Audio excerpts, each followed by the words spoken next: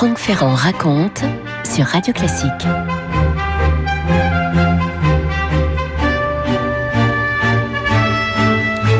Sanya est une ville au nord-ouest du continent sud-africain, petite ville qui est située donc aujourd'hui au Pérou, qui se trouve bordée d'un côté par l'océan Pacifique, de l'autre par la cordillère des Andes.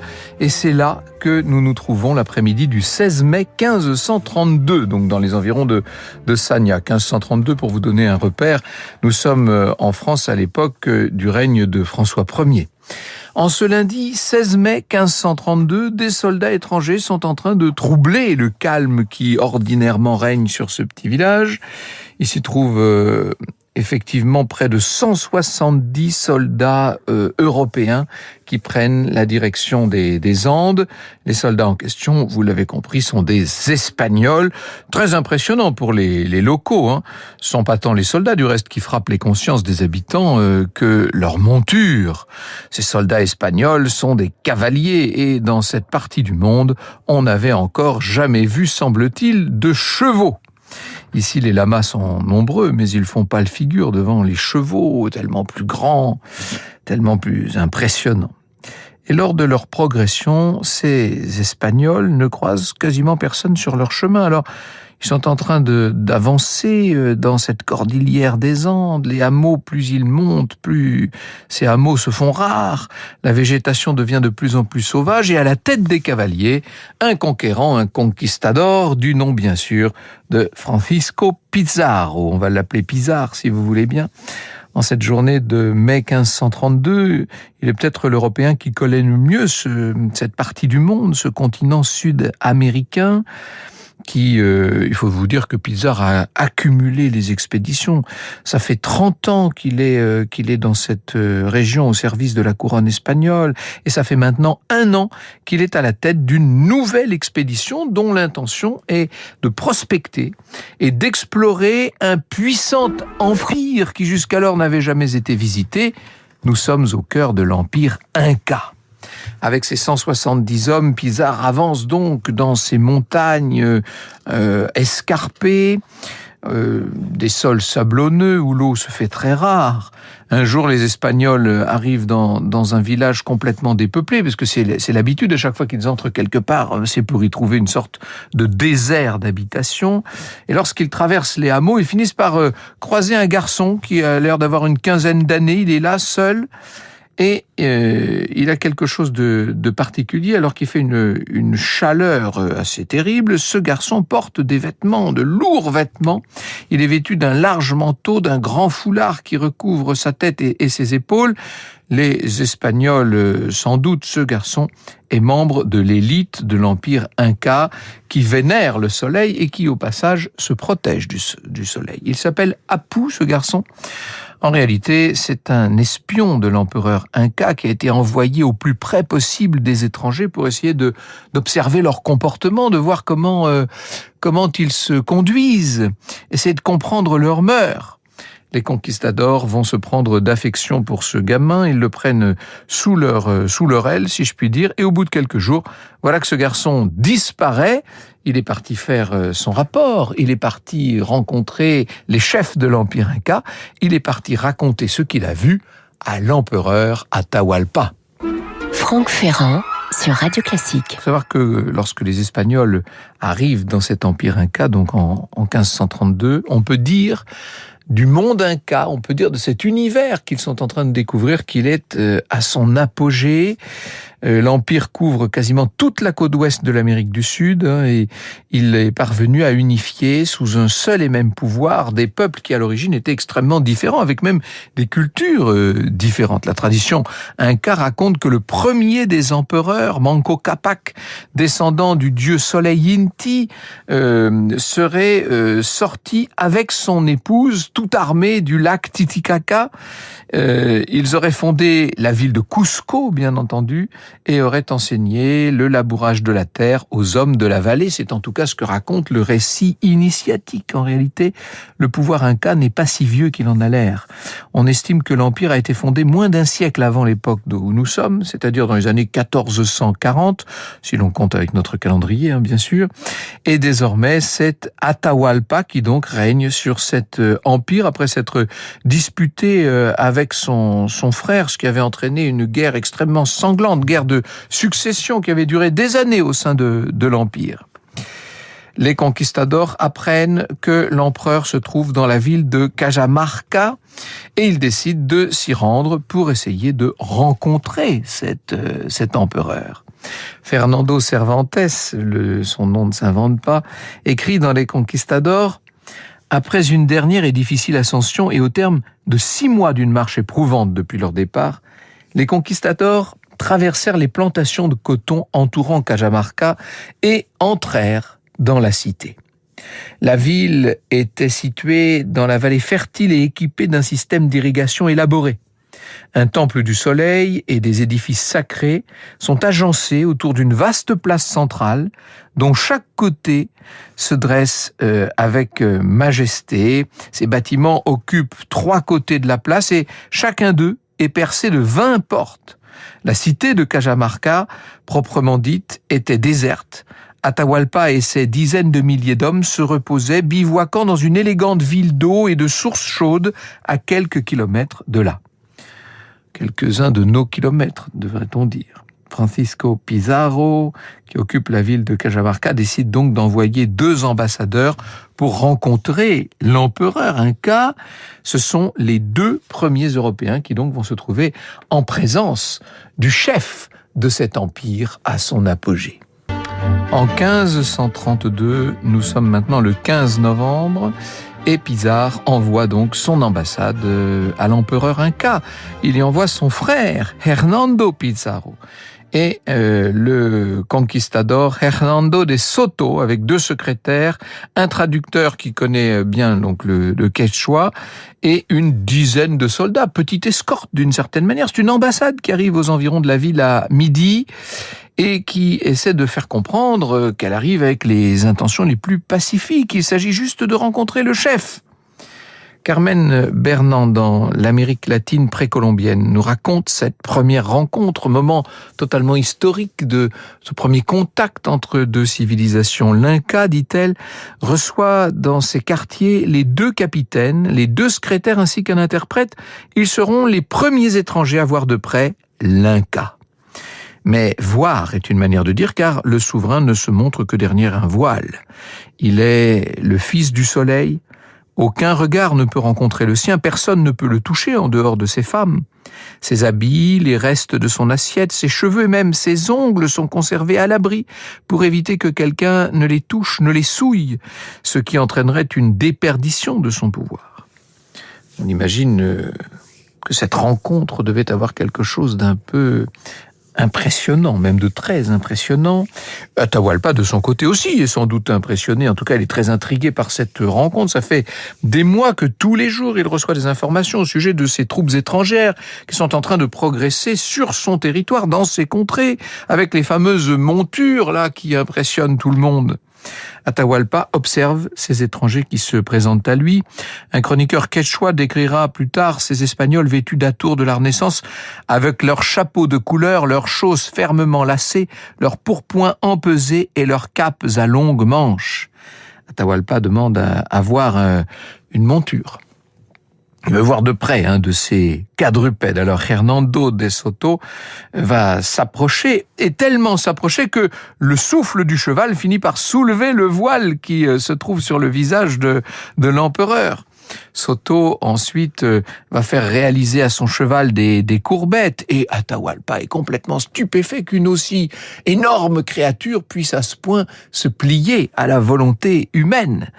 La nuit commence à tomber, l'empereur propose aux étrangers de rester là, dormir, mais comme les Espagnols se disent que c'est sans doute un piège qu'on est en train de leur tendre, ils refusent prudemment et demandent à l'Inca s'il accepterait de venir à Cajamarca pour se présenter à leur propre chef, ce que Atahualpa s'empresse d'accepter.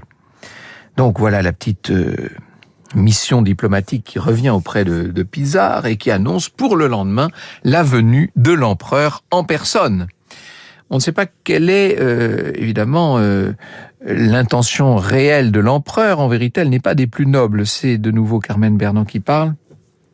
Atahualpa et confiant dans l'immense disproportion du rapport de force.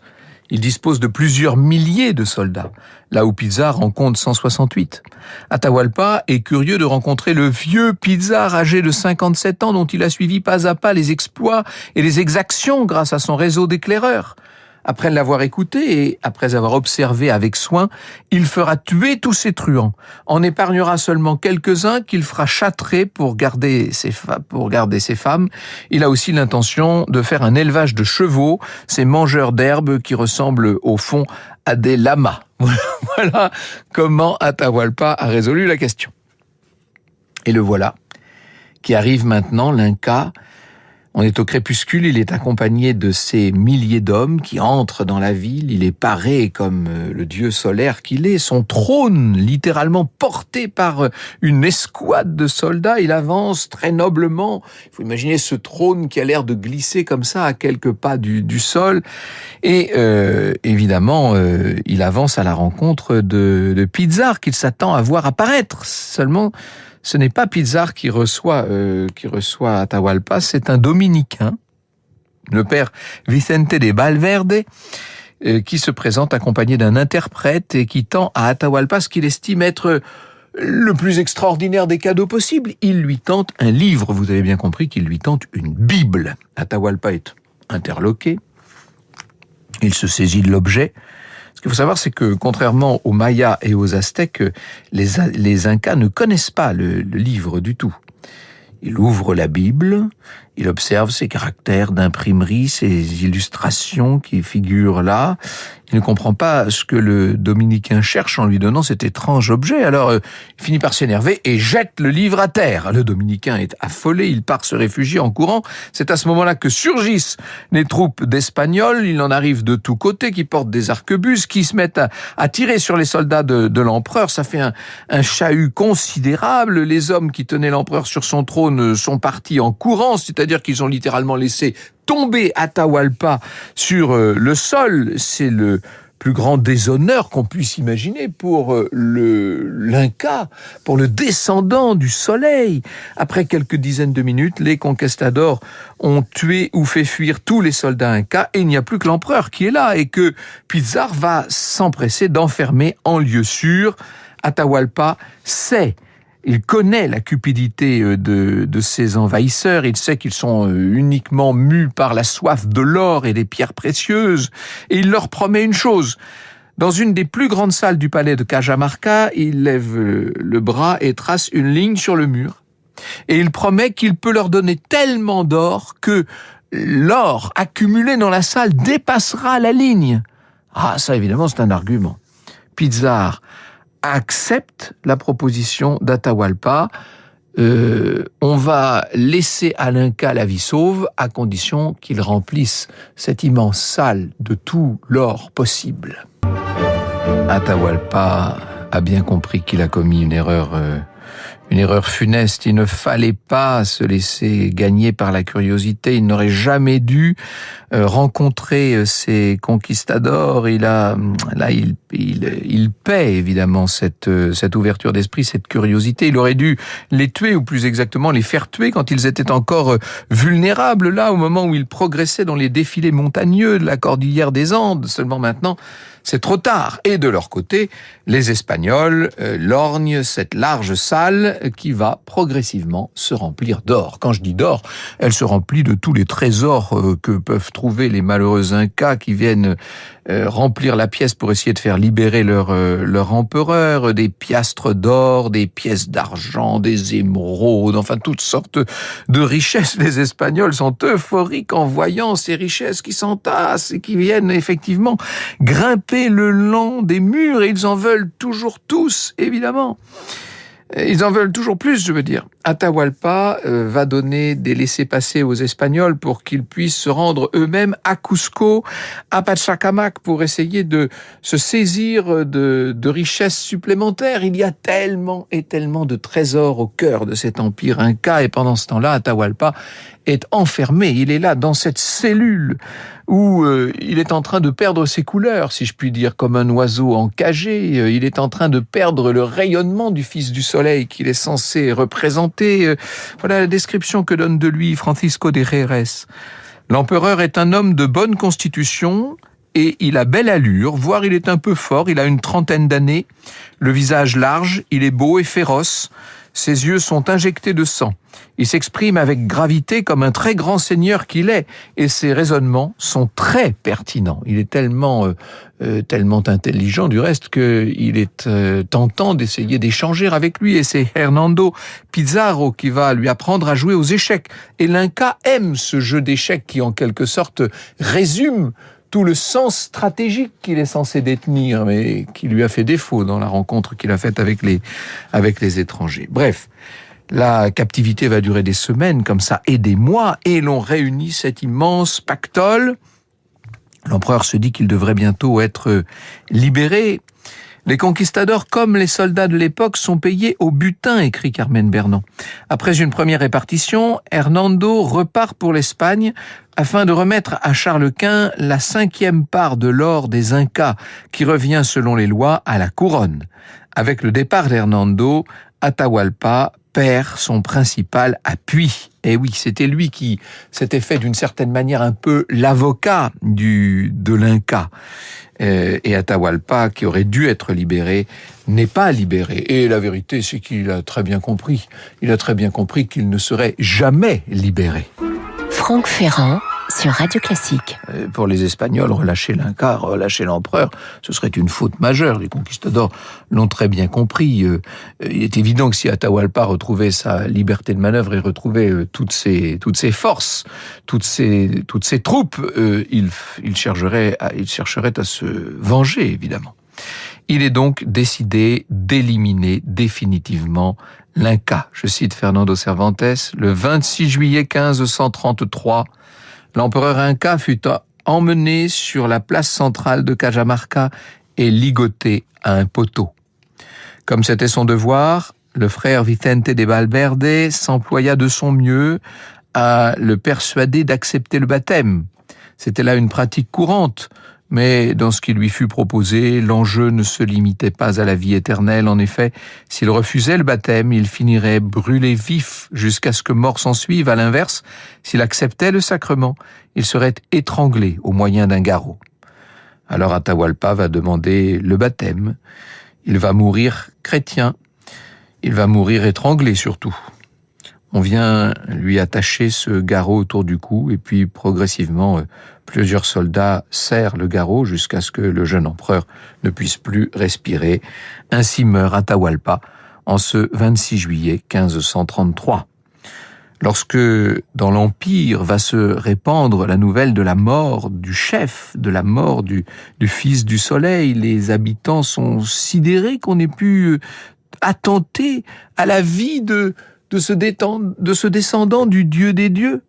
En réalité, au-delà du plan humain, on peut dire qu'il s'agit d'une faute très lourde sur un plan politique, puisque les Espagnols vont désormais avoir le plus grand mal à gouverner ces provinces, qui pendant très longtemps resteront les provinces les plus rebelles de toute la conquête espagnole en Amérique du Sud. Et lorsque la nouvelle de la mort d'Atahualpa parviendra finalement aux oreilles de l'autre empereur, si je puis dire, de Charles Quint.